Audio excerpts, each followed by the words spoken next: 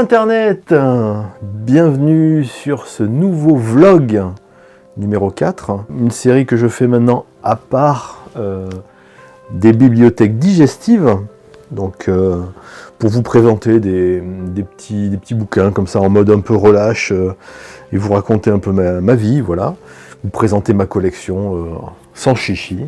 Et aujourd'hui, en fait, je voulais démarrer cette vidéo pour vous présenter mes plus gros livres, mes livres grand format. Alors, je vous en avais déjà présenté deux précédemment, notamment le Wolverine Arme X de Barry Windsor Smith, donc qui a un format, vous voyez, un peu plus grand que celui d'un comics traditionnel. D'ailleurs, je vais vous montrer. Donc, pour faire le comparatif avec un comics, on va dire traditionnel, voilà, donc un format un peu plus grand. Et je vous avais aussi présenté, le voilà, l'énorme galerie édition de Conan Red Nails, toujours de Barry Windsor Smith.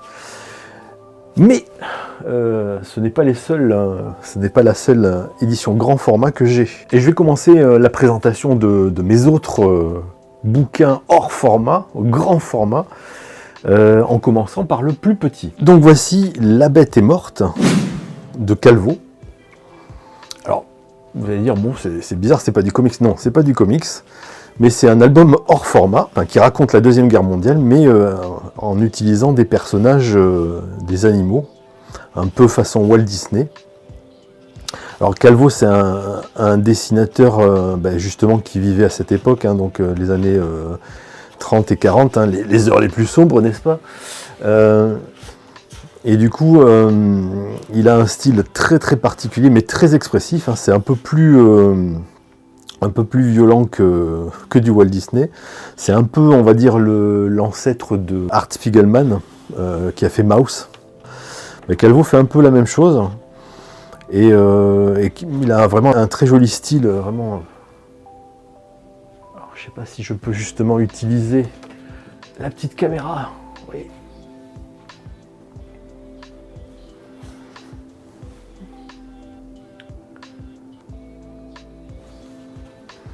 Donc un très beau livre, donc plein de détails, c'est magnifique. Ouais, c'est superbe, avec des mises en page, on va dire, de toute beauté. Donc pourquoi ce livre, vous allez me dire? Quand j'ai fait une formation pour mon travail, je devais faire un exposé pour comment dire, exercer on va dire, mon élocution et puis faire un travail de présentation. Donc j'avais fait un exposé sur la bande dessinée. Et j'avais un des formateurs qui avait dit tu aimes bien la bande dessinée, je vais te montrer un album que j'ai qui devrait te plaire. C'est du Walt Disney avant l'heure, mais en plus subversif. Donc voilà, mon premier album hors format, La Bête est morte. Voici le deuxième album de ma collection hors format. Alors cette fois-ci, c'est un comics. Rassurez-vous, c'est un comics. Donc un peu plus grand, quoique. Voici Siro Tota, les covers de Lug. Alors pour ceux qui ne connaissent pas, Siro Tota, c'est un des dessinateurs des éditions Lug, donc les couvertures de Strange, Special Strange, Titan, Nova, Speedy. Donc qui a fait les covers après la disparition du dessinateur attitré de Lug, Jean Frisano. J'ai eu droit au petit facsimilé, alors on le voit pas trop, mais donc la cover avec Wolverine et Phoenix, pour ceux qui se rappellent, voilà Jean Frisano, donc du coup on a un Jean Frisano ici, hop, je vais pas le cacher. Et donc il raconte comment Siro Tota est arrivé du coup à dessiner les covers. Donc Siro Tota, pour ceux qui ne le connaissent pas, c'est principalement le dessinateur et scénariste de Photonic, donc qui a fait les grandes heures de Titan, et avant c'était Mustang, si je me rappelle bien. Donc je vais pas tout vous montrer, mais voilà, il y a des détails qui sont assez incroyables. Et ensuite il y a les reproductions avec les différents calques et les différentes couleurs. Donc c'est un bel album. Et du coup on voit vraiment en fait ce que j'aime beaucoup, c'est qu'on voit vraiment les pages en fait. Le scan des pages avec les différents coups de crayon, les marqueurs, les correcteurs. Et ça, c'est génial, quoi. Enfin, moi, je suis très fan de ça.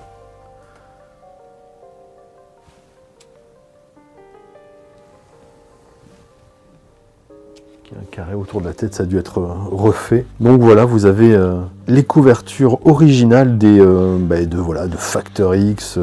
À l'époque, il faisait quoi? Il faisait Ghost Rider aussi. En fait, je pense que c'était dans les années 80, fin des années 80, début des années 90. Je crois que Jean Frisano, il est décédé en 93 ou 94, si je ne dis pas de bêtises. Le travail de Jean Frisano, c'est d'abord quelqu'un qui va commencer à travailler dans la bande dessinée, et finalement ses travaux qu'on voit en couverture de tous les magazines. Et donc du coup, il va se spécialiser dans ce travail d'illustration auquel il va se consacrer pleinement de 1968 jusqu'à sa mort en 1987. Et du coup, Siro Tota, je pense que Jean-Yves Mitton avait fait aussi des covers. Ça me rappelle Nova, me semble-t-il, les couvertures de Nova. Et d'ailleurs, c'est marqué, hop, on voit en haut. Nova 140, ouais, là on est dans la période Nova. Là c'était un Special Strange, je me rappelle très bien. Ouais, des covers de Special Strange avec les X-Men. Ça c'était pour le numéro 100 de Spidey. Donc un superbe album. Et les calques aussi, en fait, qui servaient pour les crayonnés et les calques de mise en couleur aussi, c'est génial. Moi ce que j'aime beaucoup, c'est qu'en fait on apprend énormément justement en regardant les procédés de fabrication des autres dessinateurs, voir comment ils placent leurs couleurs, comment ils font leur composition sur la page en fait. Donc c'est génial. Et vous allez me dire, mais t'as les covers de Luc par Siro Tota, mais est-ce que t'as du photonique? Eh bien oui! Oui! Oui, j'ai du photonique encore plus grand! Ce qu'ils appellent en version originale. Alors là, celui que je vous ai montré précédemment et celui-ci, c'est des éditions Black and White. Qui font des éditions un peu prestige, un peu voilà, des tirages de tête, etc. Donc toujours pareil avec, j'allais vous montrer, mais les petits coups de correcteur. En fait, on voit vraiment le travail de l'artiste. Et donc là, c'est sur une histoire en deux parties de photonique, qui s'appelle Les Enfants de l'Apocalypse, avec deux enfants mutants, que voici. Donc là, en fait, ce qu'ils appellent les versions originales, c'est qu'en fait, on a l'histoire. Je pense qu'il y a toutes les pages en version originale, c'est-à-dire les pages scannées originales de Siro Tota, de photonique. Donc en format, le format d'origine, un peu comme l'édition de Barry Windsor Smith, Les Clous Rouges. Donc si les pages sont ont l'air un peu sales, c'est juste que c'est pas parce que je fais pas attention à mes livres, c'est que c'est comme ça, on voit les traces de crayon sur le bord. Et la typo, extraordinaire. Donc là voilà, on voit que ça a été, c'est une étiquette qui a été rajoutée pour les cartouches de présentation. En fait, ce sont moi ce que j'aime beaucoup, c'est que quand on n'a pas les moyens de s'acheter les planches originales, ça permet quand même de voir pour un prix un peu moins important, mais quand même assez important. Parce que ce sont des éditions, je pense, à plusieurs dizaines d'euros, on va dire, un peu plus conséquentes. Vous voyez, les coups de crayon, c'est pas, enfin les coups de stylo, hein, c'est pas, ça vient pas, c'est pas moi. Hein. J'ai pas écrit dans les marges. Hein, c'est vraiment les annotations d'origine. Hein. Quand on aime les beaux dessins, et puis quand comme moi je dessine un peu aussi de mon côté. Je suis toujours très curieux de voir le travail des artistes et parfois ça rend plus que le comics d'origine parce que je le rappelle encore, mais à l'origine, Titan c'était un peu dans ce format ou Strange ou Speedy et du coup on avait ces mêmes pages en fait réduites. Donc on voit que le travail aussi de l'artiste et prend tout son sens sur des pages grand format, mais bon, on avait quand même la qualité de l'histoire dans ce genre de format. Et puis je me rappelais plus qu'il avait fait aussi des dessins pour de l'agence touriste. Alors je pense que c'était une adaptation en BD, mais je me rappelle plus trop. Ah oui, alors ça c'est le super-héros français, je ne me rappelle plus son nom, je le mettrai en post-production. Et là, voilà, il y a une pin-up encore plus grande. Si je peux vous la montrer. Du Spirit de Will Eisner. Génial ce dessin de tornade et de diable, une mystique. Et là, ce qui est magnifique, c'est qu'on voit en fait, je vais vous le montrer, on voit les retouches en fait qui sont faites, hop, les corrections.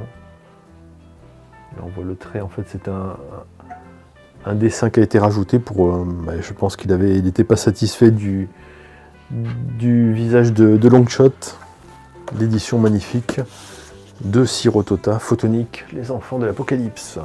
On continue avec encore un autre album, encore plus grand et encore plus iconique. Mais oui, les X-Men de John Byrne, Artifact Edition. Qu'est-ce que c'est? Regardez-moi ça. Alors bon, hein, je crois que je l'ai déjà répété plusieurs fois dans mes vidéos, mais je suis un fan inconditionnel des X-Men de John Byrne. Cette époque, pour moi, c'est la plus glorieuse, hein, quoi qu'on en dise. Je pense qu'il y en a qui disent oui, oh, mais non, c'est les X-Men de Jim Lee, les années 90. Les X-Men de Jim Lee sont très bien, mais pour moi, le top, le summum, alors c'est peut-être un truc de mon enfance ou quoi, mais c'est ça. C'est les meilleures histoires, la mort de Phoenix, Days of Future Past, le Club des damnés. Voilà, c'est John Byrne. Voilà, point barre. C'est lui qui a mis Wolverine en avant, qui en a fait le héros que l'on connaît. Donc ce design-là, c'est celui qui a orné tous les couvertures de comics pendant son run. Donc là c'est pareil, hein, je pense que la caméra ne rendra pas justice à ce magnifique dessin. Donc je pense que celui-là n'est pas un dessin de l'époque, ça a été fait je pense après. Alors ça, ce bouquin, j'avoue que je l'ai attendu longtemps. Quand sa sortie a été annoncée, je me suis précipité dessus, j'ai dû lutter, en fait je l'ai commandé directement aux États-Unis. Parce qu'il était introuvable en France et surtout ils étaient de suite sold out, enfin vendus. Donc des pages au format original. Ah, le cristal de M'Kraan. Alors moi cette composition.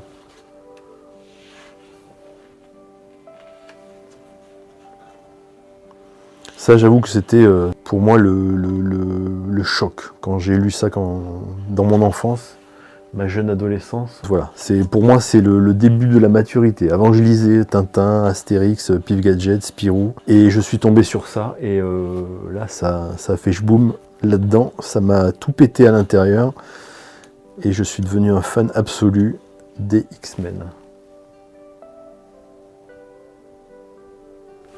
Voilà, notre ami Wolverine, signé par John Byrne.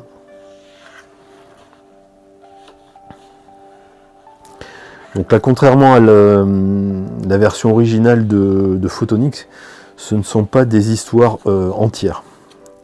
Ce sont quelques pages, je pense dans l'ordre chronologique, mais... Oh, regardez-moi ce Wolverine, bordel. Donc quelques pages de certains épisodes.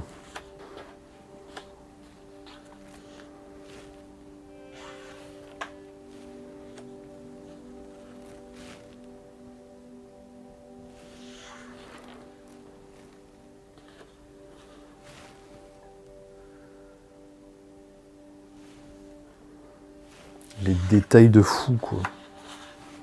Oh là, voilà cette page.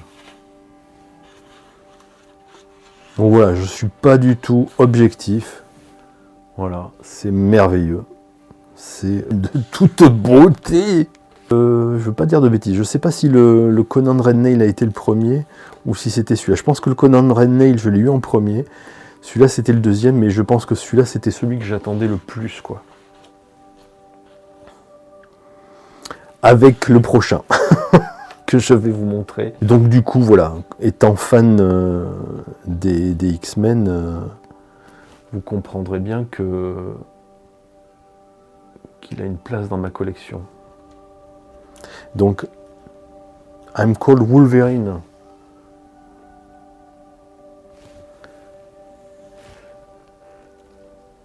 Not really, not between frame. My name is Lo. Et c'est le premier épisode où il va nous annoncer son nom, Logan, et du coup il ne le fait pas, il le fera dans l'épisode suivant. Cette page elle est extraordinaire. Hein.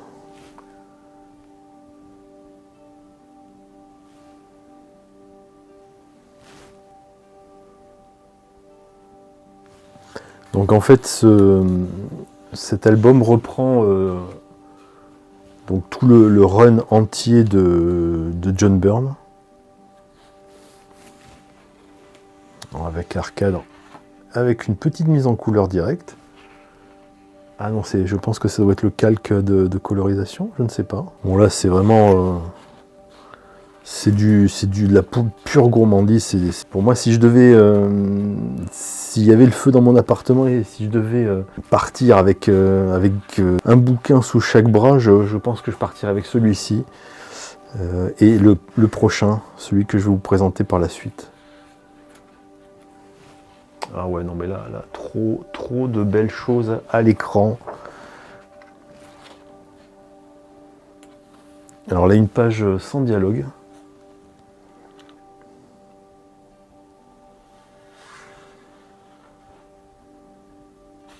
Bref, voilà, c'est génial. Oh non mais cette page aussi.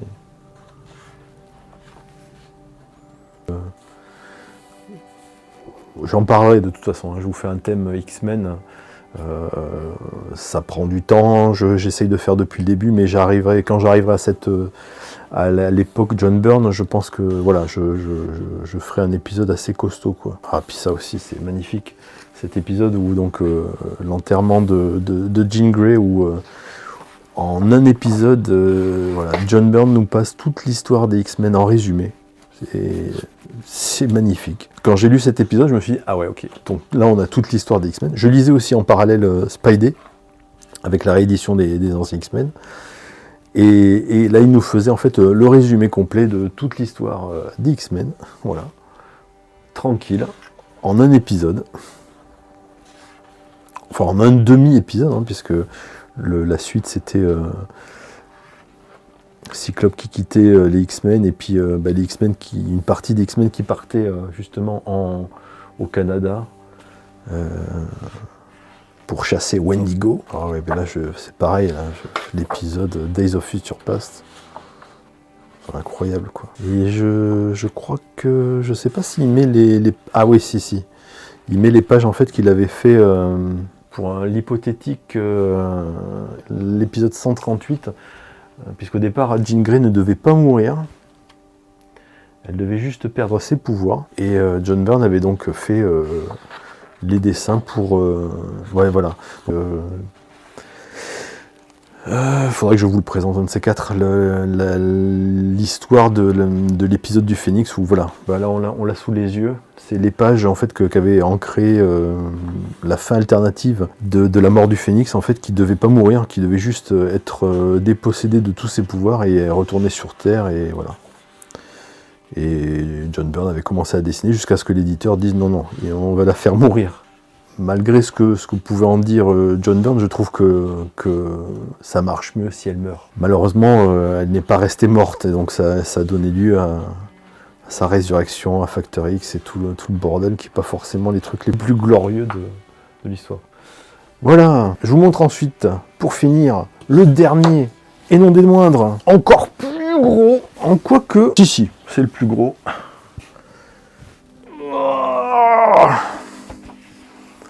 Alors je sais pas si les fans de comics vous connaissez, mais ça c'est les comics indépendants que j'ai découvert un peu après les X-Men, quand j'étais jeune adulte. Je sortais de ma période super-héros et je suis tombé sur ça. Donc Love and Rockets, Jaime Hernandez. Donc un énorme livre, alors en tissu, qui pèse peut-être 2 kilos et qui est énorme. Et vous allez me dire pourquoi c'est pas des... Qu'est-ce que c'est? Bon, si vous ne connaissez pas, j'en avais parlé dans un précédent vlog. Je suis un fan de Love and Rockets et surtout de Jaime Hernandez et de ses personnages, Maggie et Opie et Ray et Danita. Donc voilà, c'est un bouquin énorme. Oh, attention, boobs. Donc là, il y a une petite présentation, hein, un peu comme pour ce qu'avaient fait justement les autres artistes éditions, ou Galerie Édition, ou Artifact Édition. Et ensuite, donc, il y a les histoires avec les pages en format 1-1, c'est-à-dire en format originel. Le plan de travail, le petit storyboard, et voilà les pages. Donc toujours pareil, hein, c'est pas une version intégrale, donc il y a une sélection de pages des épisodes dans l'ordre chronologique. Et je crois que je suis fan de ce dessinateur depuis, on va pas dire le début, parce que je crois qu'il a commencé au milieu des années 80, mais moi j'ai chopé les premiers épisodes de Love and Rockets début des années 90, 91, 92, peut-être même 90. Et j'ai été happé. Et l'histoire, elle est toujours en cours, hein, puisque Jaime Hernandez dessine toujours les aventures de Love and Rockets, de Maggie et Opie, que voilà. Et donc au départ, c'était des histoires un peu fantastiques, en fait, avec des dinosaures, des roquettes, hein, des fusées. Maggie était une mécanicienne spécialisée dans les fusées, voilà.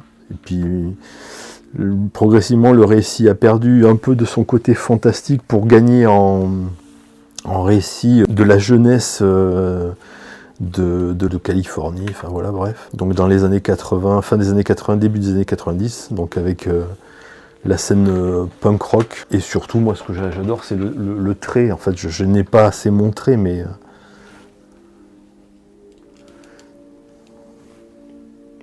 En quelques traits, vraiment une économie de traits, je peux pas vous montrer, mais bon, non plus.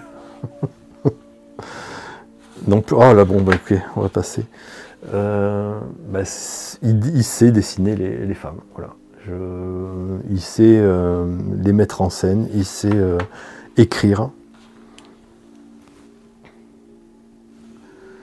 Et ce qui est génial, c'est que au fil des années, comme c'est une BD, on va dire, plutôt réaliste, ces personnages ont grandi, ont vieilli, ont mûri, ont vieilli. Je pense que je ferai un thème, hein, Love and Rockets, ça c'est certain. Il faudrait que je trouve un point de vue pour pouvoir vous raconter l'histoire. Parce que c'est vraiment, c'est passionnant. Et surtout, on va dire, c'est un peu une histoire à la fois dramatique et humoristique. Et c'est deux paumés, en fait, deux filles paumées. Donc vraiment, ouais, une édition assez classieuse. Ils ont opté, en fait, pour un fond noir, plutôt que des pages blanches où on voit, en fait, les bordures des cases, des pages, pardon. J'ai trouvé que c'était pas mal, c'est bien trouvé, ça met bien en valeur déjà le style de Jaime Hernandez, qui est très simple mais vraiment très expressif, quoi.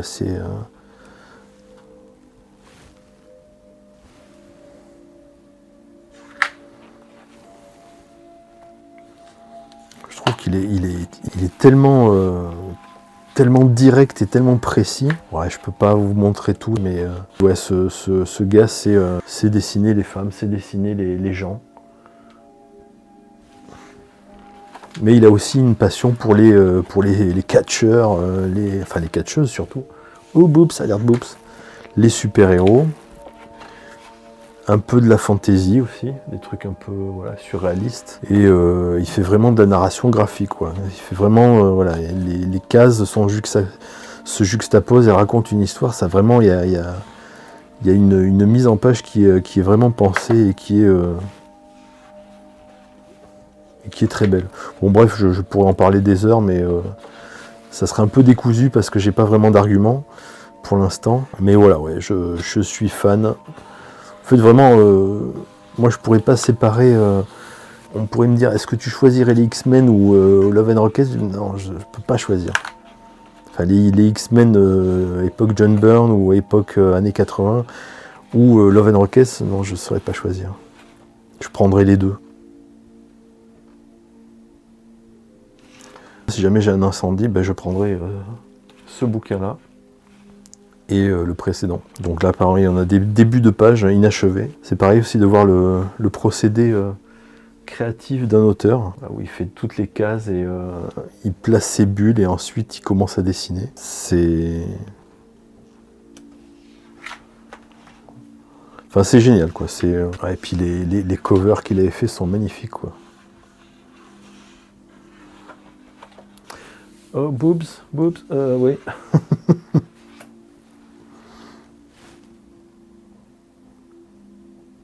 Les crayonnés, pour moi, c'est vraiment magique, quoi. Moi, je considère que c'est un des plus grands cartoonistes de la fin du XXe siècle, peut-être avec Crumb. Certainement avec Crumb. Faudrait que je vous montre aussi Crumb. Et voilà. Oh, l'énorme bouquin. Donc je partirai avec ces deux-là.